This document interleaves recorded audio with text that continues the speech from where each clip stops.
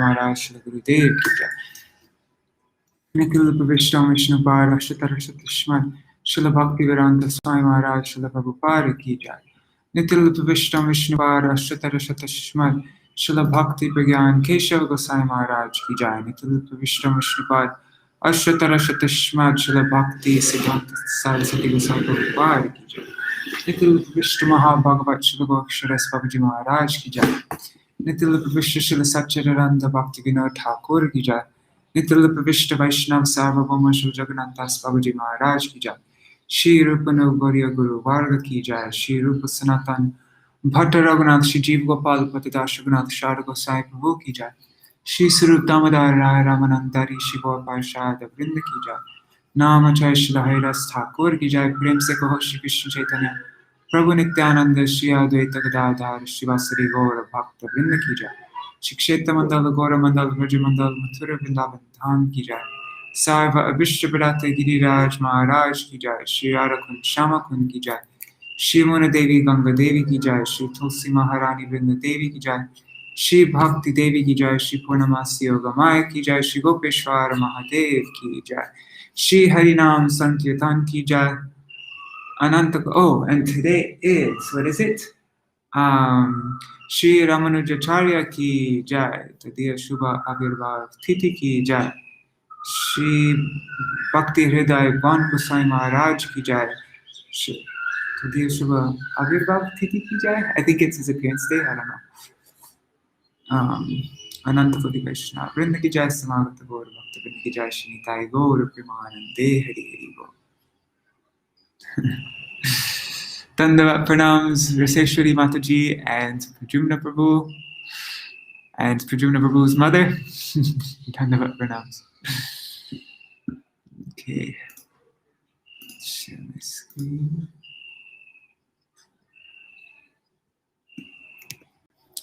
Om Jnanatimirandasya Jnananjana Shalakaya Chakshurunmilitam Yena Tasmai Shri Guruve Namaha. Namo Om Vishnu Padaya Radhikaya Priyatmane Shri Śrīmad Bhakti Vedanta Narayani Namane. Namo Om Vishnu Padaya Krishna Prishtaya Bhutale Śrīmate Bhakti Vedanta Swaminiti Namine. Vancha kalpatarubhyascha kripa sindhubhya eva cha patitanam pavanebhyo vaishnavebhyo namo namaha. Namo mahavadanyaya Krishna prema pradayate Krishnaya Krishna chaitanya namne gauratrishe namaha. Guruve Gaurachandraya Radhikaya Tadalaye Krishnaya Krishna Bhaktaya Tarbhaktaya Namo Namaha.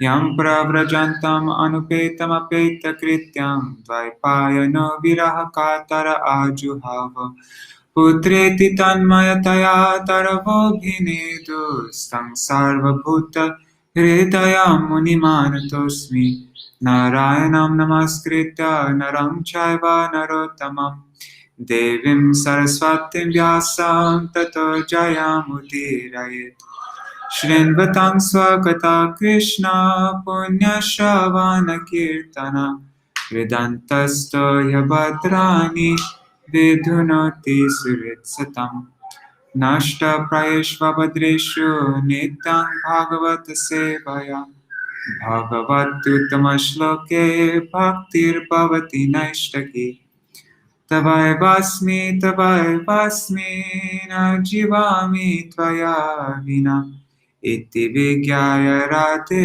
tvam nayamam charanantikam Bhaktya vihina aparadha lakshay Kshiptashtakama ditaram gamadhe Kripa Maitam Sharanam Prapanna Vrinde Namaste Charana Ravindam Bhaja Shri Krishna Chaitanya Prabhu Nityananda Shri Advaita Gadadhar Shivasari Gaur Bhakta Vrinda Hare Krishna Krishna Krishna Hare Hare, Hare Rama, Rama Rama, Hare Hare. Dandavat pranams, Indira Mataji. So, today we're reading a bit less than we read yesterday, so I think we'll be able to finish on time, even though I started 5 minutes late.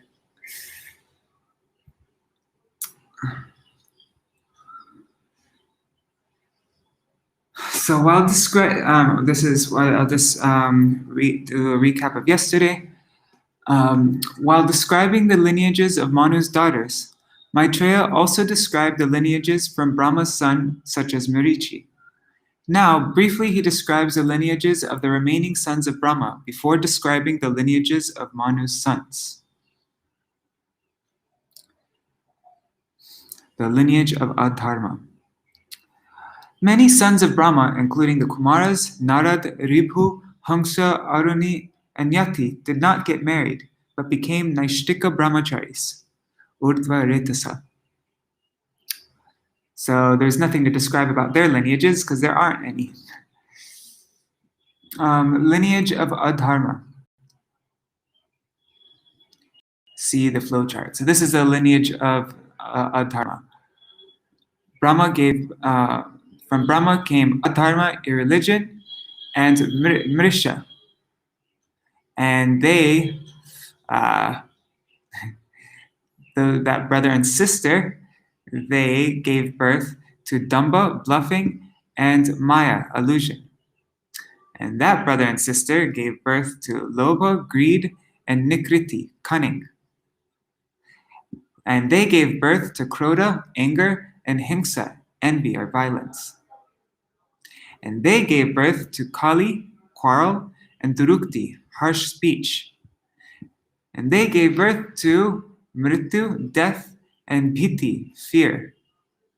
And they gave birth to Yatana, excessive pain, and Nirai, hell.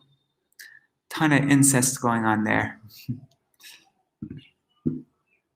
Note, in the lineage of irreligion, there is an unnatural combination of sex life between brother and sister as shown in the adjacent chart. Okay. 5. Falshruti. I have briefly described the causes of destruction, pratisarga. One who hears this description 3 times attains piety, punyam, and washes off his sinful contamination. Note, the description is purifying because by hearing about the causes of destruction, one feels hatred for them and avoids them and thus advances in piety, cleansing the heart.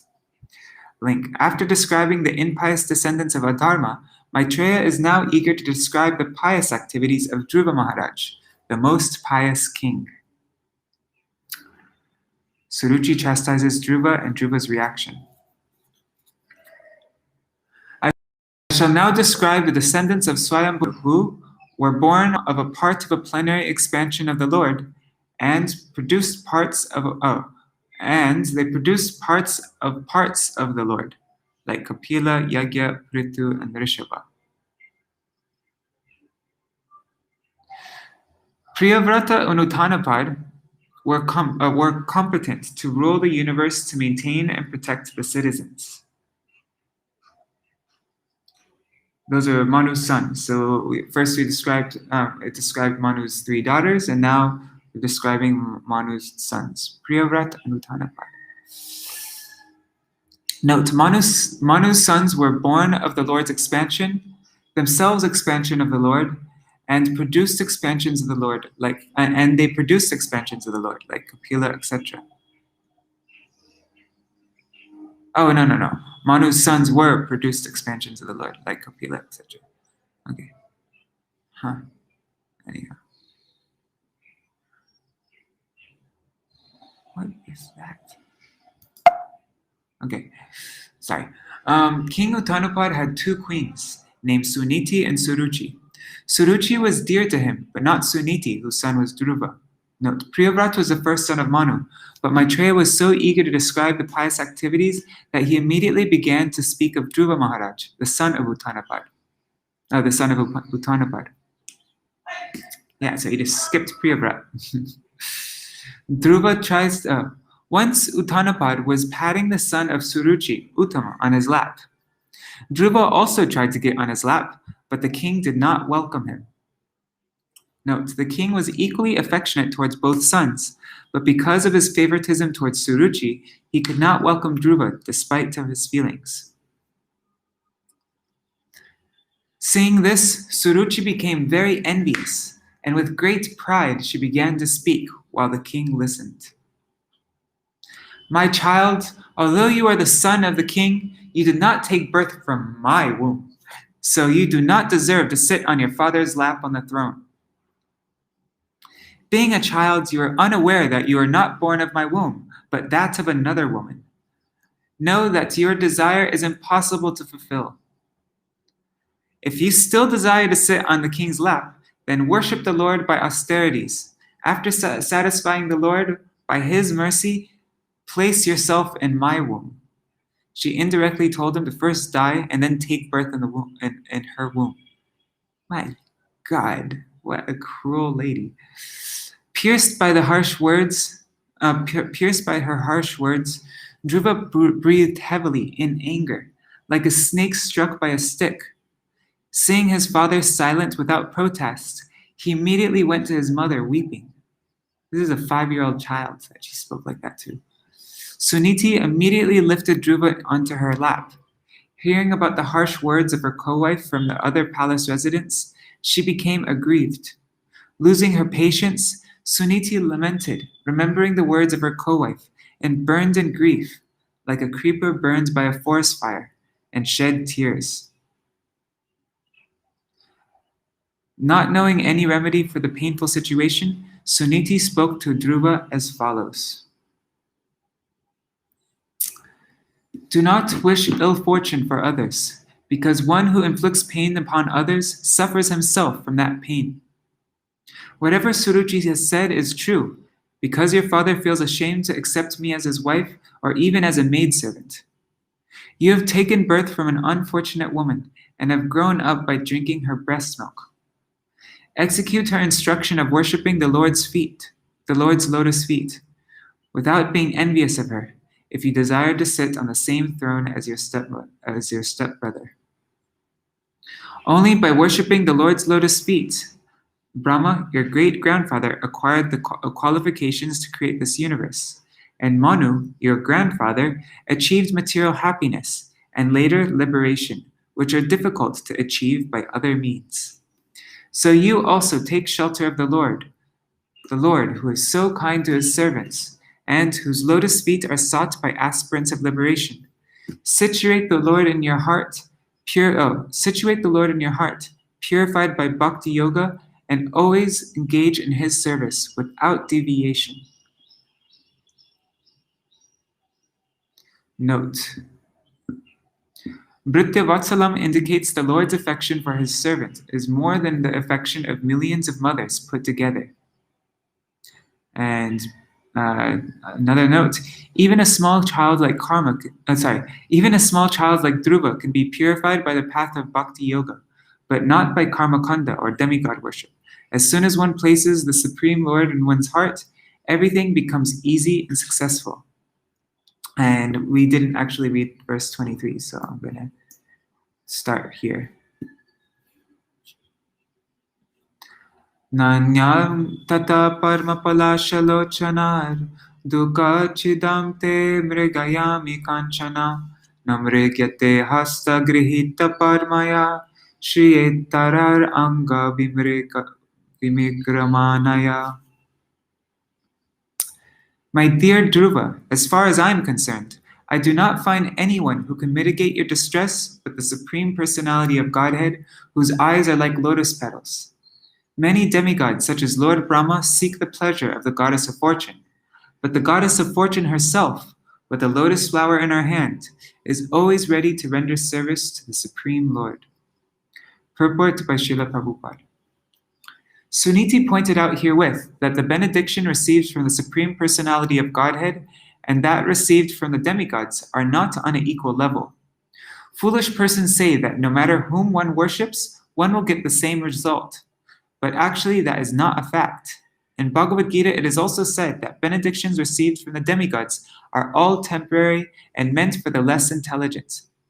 In other words, because the demigods are all materialistically conditioned souls, although they are situated in very exalted positions, their benedictions cannot be permanent.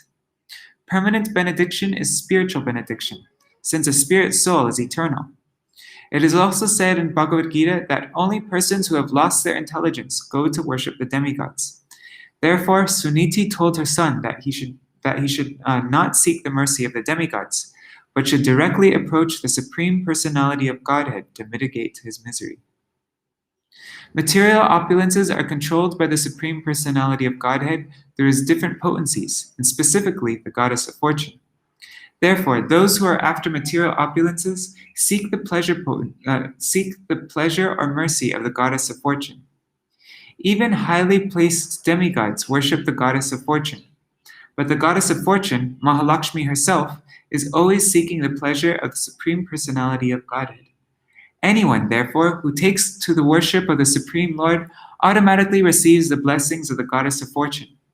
At this stage of his life, Dhruva Maharaj was seeking material opulences, and his mother advised rightly that even for material opulences, it is better to worship not the demigods, but the Supreme Lord.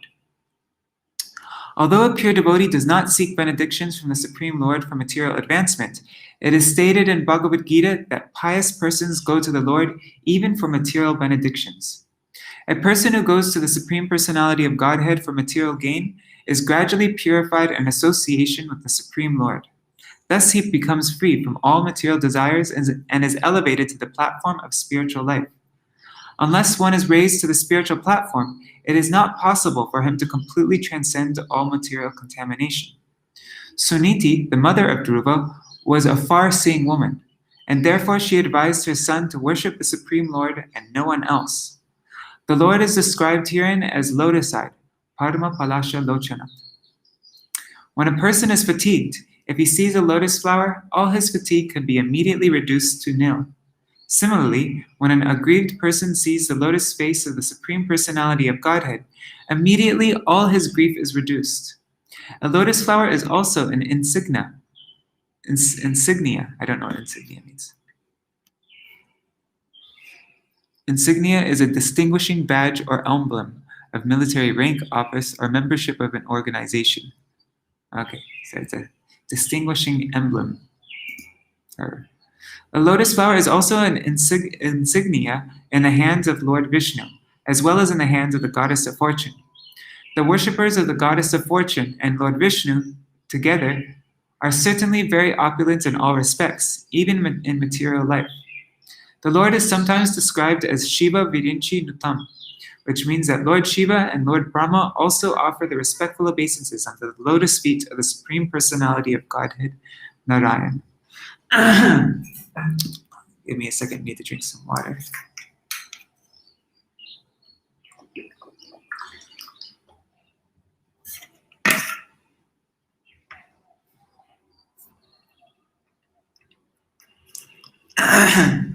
Dandavat Pranam, Madhavi Didi, and Ganga Didi.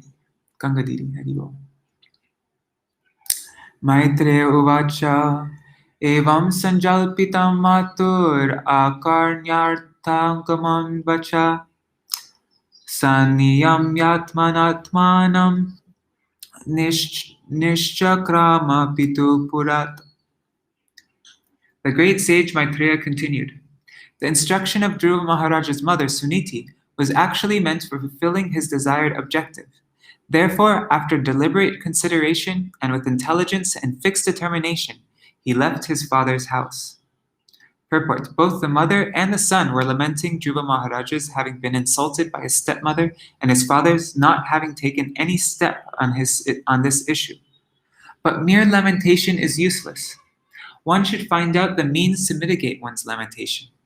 Thus, both mother and son decided to take shelter of the lotus feet of the Lord, because that is the only solution to all material problems. It is indicated in this connection that Dhruva Maharaj left his father's capital city to go to a secluded place to search out the Supreme Personality of Godhead. It is the instruction of Prahlad Maharaj also that if one is seeking peace of mind, he should free himself from all contamination of family life and take shelter of the Supreme Godhead by going to the forest. To the Gaudiya Vaishnava, this forest is the forest of Vrinda, or Vrindavan. If one takes shelter of Vrindavan under Vrindavaneshwari Srimati Radharani, certainly all the problems of his life are solved very easily. Indira Mataji is taking shelter of the forest of Vrindavan.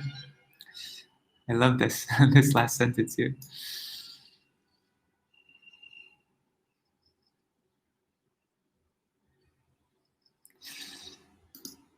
Nāradastarupakarnya gyatva tasya chikeshitam sprishtva murdhanyaka gnena panina prahavismita. The great sage Nārada overheard this news, and understanding all the activities of Dhruva Maharaj, he was struck with wonder. He approached Dhruva, and touching the boy's head with his all-virtuous hands, he spoke as follows. Purport. When Dhruva Maharaj was talking with his mother Suniti of all the incidents that had taken place in the palace, Nārada was not present. Thus the question may be raised how Nārada overheard all these topics. The answer is that Nārada is Trikalagya. He is so powerful that he can understand the past, present, and future, or the past, future, and present of everyone's heart, just like the Supersoul, the Supreme Personality of Godhead. Therefore, after understanding the strong determination of Dhruva Maharaj, Nārada came to help him. It may be explained in this way. The Supreme Personality of Godhead is present in everyone's heart, and as soon as he understands that a living entity is serious about entering devotional service, he sends his representative. In this way, Nārada was sent to Dhruva Maharaj. This is explained in the Chaitanya Charitamrita. Guru Krishna Prasade Pai Bhakti Lata Bij. By the grace of the spiritual master and Krishna, one can enter into devotional service. Because of Dhruva Maharaj's determination, Krishna, the Supersoul, immediately sent his representative, Nārada, to initiate him. Aho teja kshatriyanam mana bhangam amrishyatam balapyayam hrida datte yat samatura sarvacha. How wonderful are the powerful Kshatriyas! They cannot tolerate even a slight infringement upon their prestige. Just imagine, this boy is only a small child, yet harsh words from his stepmother proved unbearable to him. Purport. The qualifications of the Kshatriyas are described in Bhagavad-Gita. Two important qualifications are to have a sense of prestige.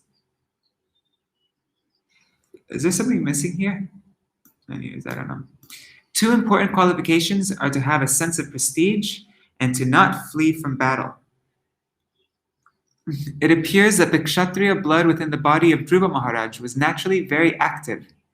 If the Brahminical, Kshatriya, or Vaishya culture is maintained in a family, naturally the sons and grandsons inherit the spirit of the particular class. Therefore, according to the Vedic system, the samskar, or the reformatory system, is maintained very rigidly. If one fails to observe the reformatory measures current in the family, one is immediately degraded to a lower standard of life. Naraduvacha Nadunapyavamanam te samanam vapiputraka lakshayama kumarasya saktasya kridanadishu. The great sage Nārada told Dhruva, "My dear boy, you are only a little boy whose attachment is to sports and other frivolities.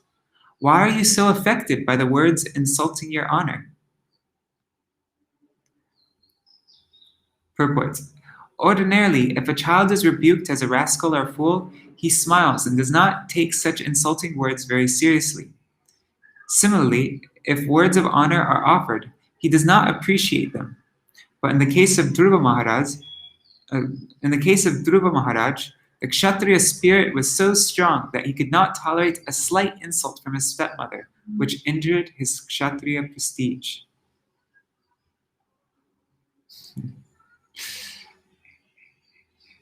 He was a real Kshatriya kid. Vikalpe vidamane pi nahya santosha hetava pungsa mohamrite bhinna yaloke nijakarma bhi. My dear Dhruva, if you feel that your sense of honor has been insulted, you still have no cause for dissatisfaction. This kind of dissatisfaction is another feature of the illusory energy. Every living entity is controlled by his previous actions, and therefore there are different varieties of life for enjoying or suffering. Purport. In the Vedas, it is said that the living entity is always uncontaminated and unaffected by material association. The living entity gets different types of material bodies because of his previous fruitive actions. If, however, one understands the philosophy that as a living spirit soul, he has an affinity for neither suffering nor enjoyment, then he is considered to be a liberated person. It is confirmed in Bhagavad-Gita 18:54. Brahma Bhuta Prasannatma.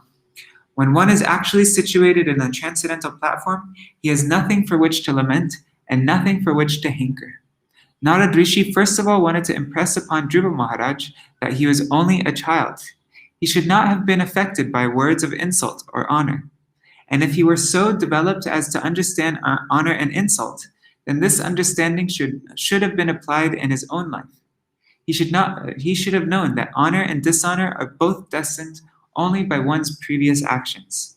Therefore, one should not be sorry or happy under any circumstances. Paritusyet tatastata tavan matrena purusha daiva pasaditam yavad viksheshvara gatim buddha. The process of the Supreme Personality of Godhead is very wonderful. One who is intelligent should accept that process and be satisfied with whatever comes, favorable or unfavorable, by his supreme will. Purport. The great sage Nārada instructed Dhruva Maharaj that one should be satisfied in all circumstances. Everyone who is intelligent should know that because of our concept of bodily existence, we are subjected to suffering and enjoyment. One who is in the transcendental position, beyond the concept of bodily life, is considered to be intelligent. One who is a devotee especially accepts all reverses as gifts of the Supreme Lord. When a devotee is put into distress, he accepts this as God's mercy and offers him repeated obeisances with his body, mind, and intellect. An intelligent person, therefore, should be always satisfied, depending on the mercy of the Lord. Atamatra padishtena yogena varurutsasi yat prasadam savai pungsam duraradyo mato mama. Now you have decided to undertake the mystic process of meditation under the instruction of your mother, just to achieve the mercy of the Lord. But in my opinion, such austerities are not possible for any ordinary man. It is very difficult to satisfy the Supreme Personality of Godhead. Purport. The process of bhakti yoga is simultaneously very difficult and very easy to perform. Sri Nārada Muni, the Supreme Spiritual Master, is testing Dhruva Maharaj to see how determined he is to prosecute devotional service. This is the process of accepting a disciple. The great sage Nārada has come to Dhruva under the direction of the Supreme Personality of Godhead just to initiate him. Yet he is testing Dhruva's determination to execute the process. It is a fact, however, that for a sincere person, devotional service is very easy. But for one who is not determined and sincere, this process is very difficult. Munaya paravim yasya nisange noru janmabi navidur mrigayantopi tivra yoga samadhina. Narad Muni continued, after trying this process for many, many births and remaining unattached to material contamination, placing themselves continually in trance and executing many types of austerities, many mystic yogis were unable to find the end of the path of God realization.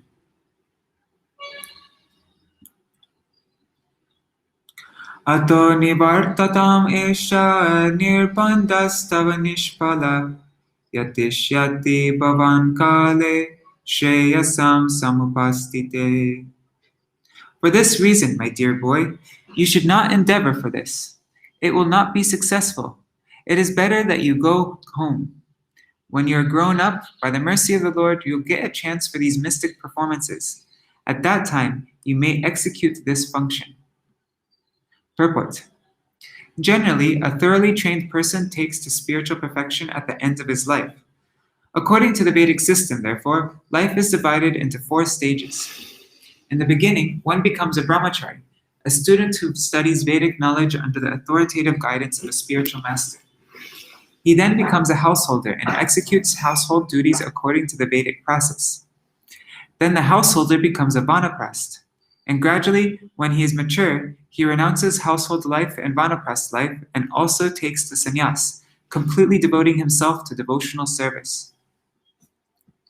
Generally, people think that childhood is meant for enjoying life by engaging oneself in sports and play.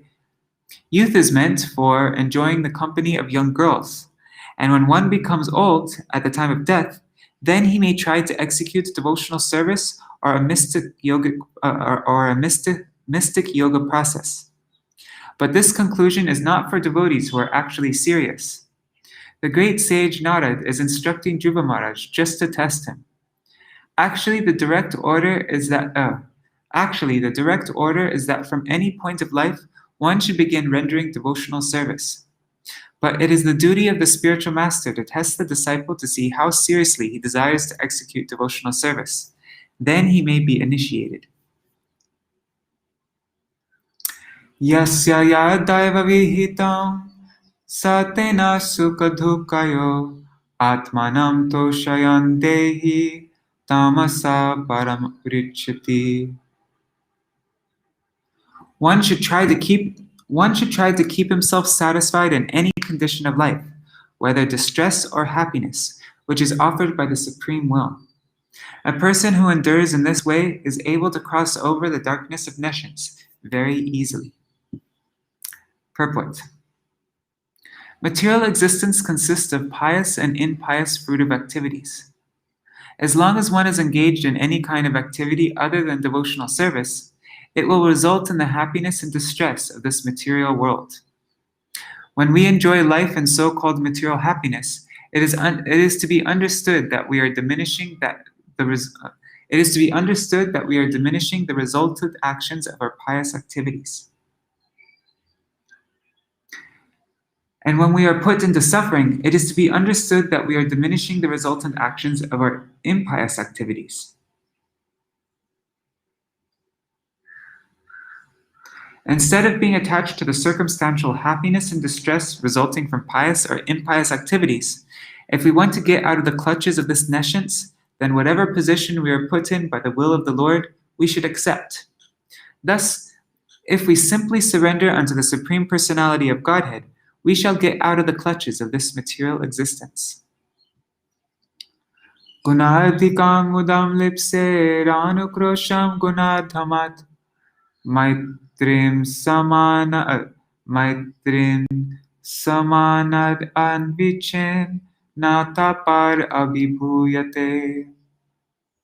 Every man should act like this. When he meets a person more qualified than himself, he should be very pleased. When he meets someone less qualified than himself, he should be compassionate toward him. And when he meets someone equal to himself, he should make friendship with him.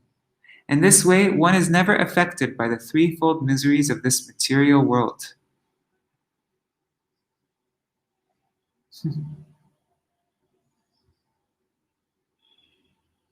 Purport. Generally, when we find someone more qualified than ourselves, we become envious of him.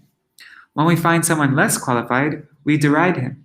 And when we find someone equal, we become very proud of our activities. These are the causes of all material tribulations. The great sage Nārada, therefore, advised that a devotee should act perfectly. Instead of being envious of a more qualified man, one should be jolly to receive him. Instead of being oppressive to a less qualified man, one should be compassionate toward him, just to raise him to the proper standard. And when one meets an equal, instead of being proud of one's own activities before him, one should treat him as a friend. One should also have compassion for the people in general who are suffering due to forgetfulness of Krishna. These important functions will make one happy within this material world. Dhruva uvacha soyang shamo bhagavata sukha dukha hatatmanam darshita kripaya pungsam durdarsho smar vidhaistuya. Dhruva Maharaj said, oh, and what are we reading up to? I just want to check again. We're reading up to 38. Okay. What are we on now? 35. Only 3 verses. Dhruva Maharaj said, my dear Lord Nārada, for a person whose heart is disturbed by the material conditions of happiness and distress, whatever you have said so kindly, whatever you have so kindly explained for attainment of peace of mind is certainly a very good instruction. But as far as I am concerned, I am covered by ignorance, and this kind of philosophy does not touch my heart. It's a very self-aware child.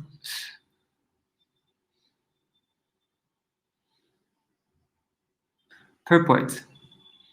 There are various classes of men. One class is called akamis, referring to those who have no material desire. Desires must exist, either material or spiritual.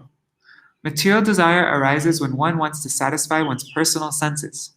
One who is ready to sacrifice anything to satisfy the Supreme Personality of Godhead can be said to have spiritual desire. Dhruva did not accept the instruction given by the great Saint Nārada because he thought himself unfit for such instruction, which prohibited all material desires. It is not a fact, however, that those who have material desires are prohibited from worshipping the Supreme Personality of Godhead. This is the essential instruction from the life of Dhruva. He frankly admitted that his heart was full of material desires. He was very much affected by the cruel words of his stepmother, whereas those who are spiritually advanced do not care about anyone's condemnation or adoration. In Bhagavad-Gita, it is said that persons who are actually advanced in spiritual life do not care for the dual behavior of this material world. But Dhruva Maharaj frankly admitted that he was not beyond the affliction of material distress and happiness. He was confident that the instruction given by Nārada was valuable, yet he could not accept it. The question raised here is whether or not a person afflicted by material desires is fit to worship the Supreme Personality of Godhead. The answer is that everyone is fit to worship him. Even if one has many material desires to fulfill, he should take to Krishna consciousness and worship the Supreme Lord Krishna, who is so merciful that he fulfills everyone's desires. Through this narration, it will become very clear that no one is barred from worshiping the Supreme Personality of Godhead, even if one has many material desires. Atapi me vinitasya kshatram ghoram upeyusha suruchya durvacho banar nabhine shayate hridi. My dear Lord, I am very impudent for not accepting your instructions, but this is not my fault. It is due to my having been born in a Kshatriya family. My stepmother, Suruchi, has pierced my heart with her harsh words. Therefore, your valuable instruction does not stand in my heart. Purport. It is said that the heart or mind is just like an earthen pot. Once broken, it cannot be repaired by any means. Dhruva Maharaj gave this example to Nārada Muni.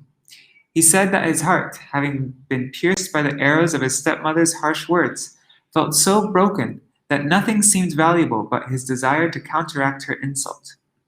His stepmother had said that because he was born from the womb of Suniti, a neglected queen of Maharaj Uttanapad, Dhruva Maharaj was not fit to sit either on the throne or on his father's lap. In other words, according to his stepmother, he could not be declared a king. Dhruva Maharaj's determination, therefore, was to become a king of a planet exalted even beyond that possessed by Lord Brahma, the greatest of all the demigods. Wow. That's shooting for the... Never mind. Dhruva Maharaj indirectly informed the great sage Nārada that there are 4 kinds of human spirit: the Brahminical spirit, the Kshatriya spirit, the Vaishya spirit, and the Shudra spirit. The spirit of one caste is not applicable to the members of another. The philosophical spirit enunciated by Nārada Muni might have been suitable for a Brahman spirit, but it was not suitable for a Kshatriya. Dhruva frankly admitted that he was lacking in Brahminical humility and was therefore unable to accept the philosophy of Nārada Muni. The statements of Dhruva Maharaj indicates that unless a child is trained according to his tendency, there is no possibility of his developing his particular spirit. It was the duty of the spiritual master or teacher to observe the psychological movement of a particular boy and thus train him in a particular occupational duty. Dhruva Maharaj, having already been trained in the Kshatriya spirit, would not accept the Brahminical philosophy. In America, we have practical experience of this incompatibility of the Brahminical and Kshatriya temperaments. The American boys who have simply been trained as Shudras are not at all fit to fight in battle. Therefore, when they are called to join the military, they refuse because they do not have a Kshatriya spirit. This is a cause of great dissatisfaction in society. That the boys do not have the Kshatriya spirit does not mean that they are trained in Brahminical qualities. They are trained as Shudras, and thus in frustration they are becoming hippies. However, as soon as they enter the Krishna consciousness movement being started in America, they are trained to meet the Brahminical qualifications, even though they have fallen to the lowest conditions as Sudras. In other words, since the Krishna consciousness movement is open for everyone, people in general can attain the Brahminical qualifications. This is the greatest need at the present moment, for now there are actually no Brahmins or Kshatriyas, but only some Vaishyas, and for the most part, Shudras. The classification of society into Brahmins, Kshatriyas, Vaishyas, and Shudras is very scientific. In the human social body, the Brahmins are considered the head, the Kshatriyas are the arms, the Vaishyas are the belly, and the Shudras are the legs. At the present moment, the body has legs and a belly, but there are no arms or head, and therefore society is topsy-turvy. It is necessary to re-establish the Brahminical qualifications in order to raise the fallen human society to the highest standard of spiritual consciousness. I think it's funny that the Vaishyas are the belly. Parmam tribhuvanot krishtam jegisha sadhuvartmate bruhyatsmat pitribhir brahman anyar apyanatishtitam. O learned Brahman, I want to occupy a position more exalted than any, yet achieved with more exalted than any yet achieved within the 3 worlds by anyone, even by my fathers and grandfathers. If you will oblige, kindly advise me of an honest path to follow by which I can achieve the goal of my life.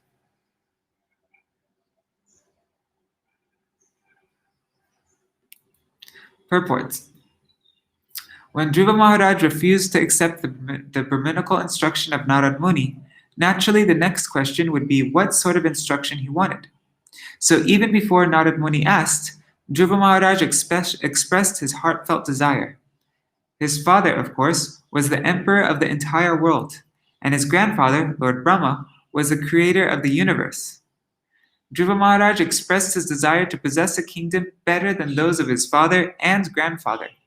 He frankly stated that he wanted a kingdom which had no competitor within the three worlds, namely the higher, middle, and lower planetary systems.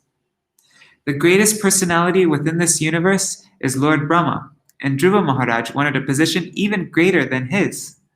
He wanted to take advantage of Nārada Muni's presence because he knew very well that if Nārada Muni, the greatest devotee of Lord Krishna, could bless him or show him the path, then certainly he would be able to occupy a more exalted position than any person within the three worlds. Thus, he wanted help from Nāradaji to achieve that position. Dhruva Maharaj wanted a position greater than that of Brahma. This was practically an impossible proposition, but by pleasing the Supreme Personality of Godhead, a devotee can achieve even the impossible. One particular point mentioned here is that Dhruva Maharaj wanted to occupy an exalted position, not by hook or by crook, but by honest means. This indicates that if Krishna offered him such a position, then he would accept it. That is the nature of a devotee. He may desire material gain, but he accepts it only if Krishna offers it. Dhruva Maharaj was sorry to refuse the instruction of Nārada Muni. Therefore, he requested him to be merciful to him by showing a path by which he could fulfill his mind's desires. Nunam bhavan bhagavato yongaja parameshtina vitudan artate vina hitaya jagator kavat.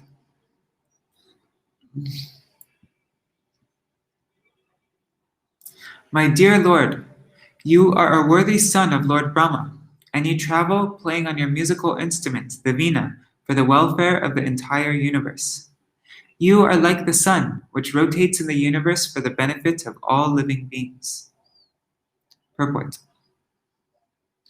Dhruva Maharaj, although a young child, expressed his hope that he might be offered the benediction of a kingdom, which would exceed in opulence those of his father and grandfather.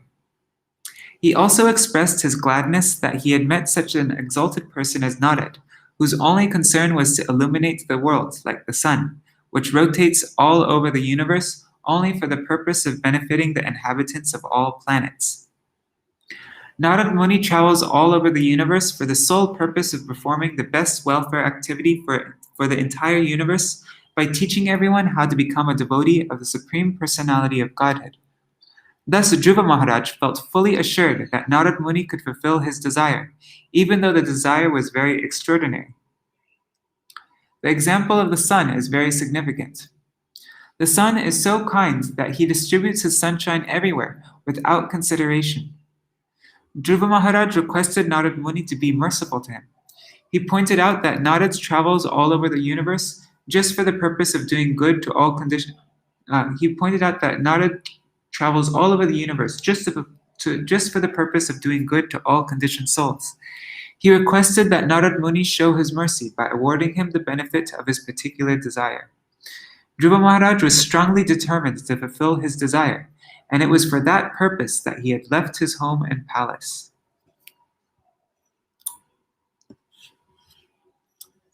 So tomorrow we will read Nārada will instruct Dhruva to go to Madhuvan, practice Ashtanga Yoga, and meditate on the Lord's form, chant the Dwadashakshar mantra, and worship the deity. So Nārada's instructions. And if there's time, we'll also read about Nārada meeting and pacifying Uttanapad.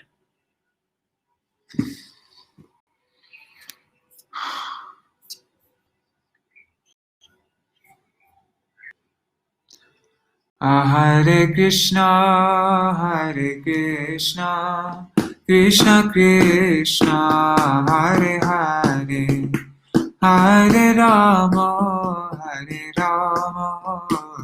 Rama Rama, Hare Hare, Hare Krishna, Krishna Krishna, Hare Hare, Hare Ram, Ram Ram, Hare Hare, Hare Krishna, Krishna Krishna, Hare Hare, Hare Ram, Ram Ram, Hare Hare.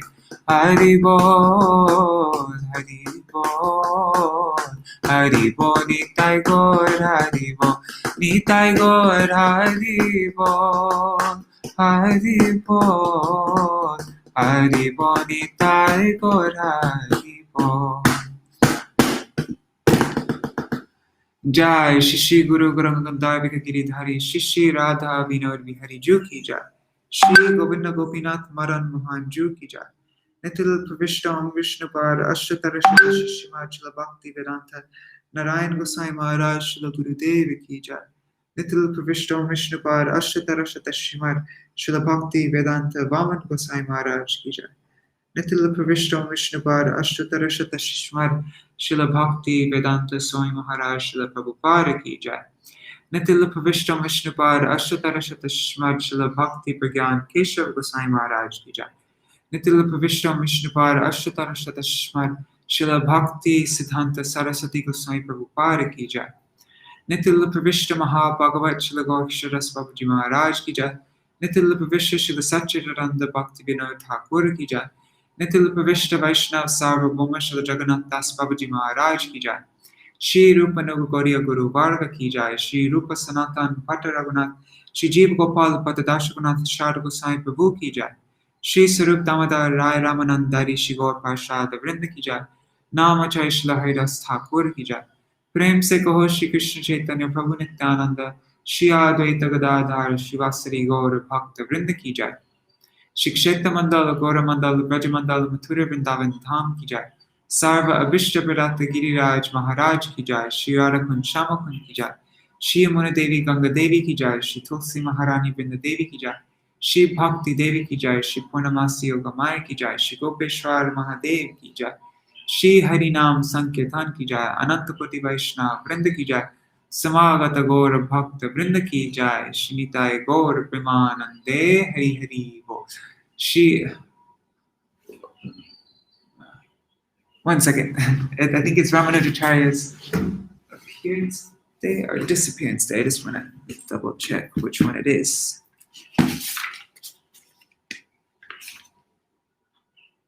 Okay, yes.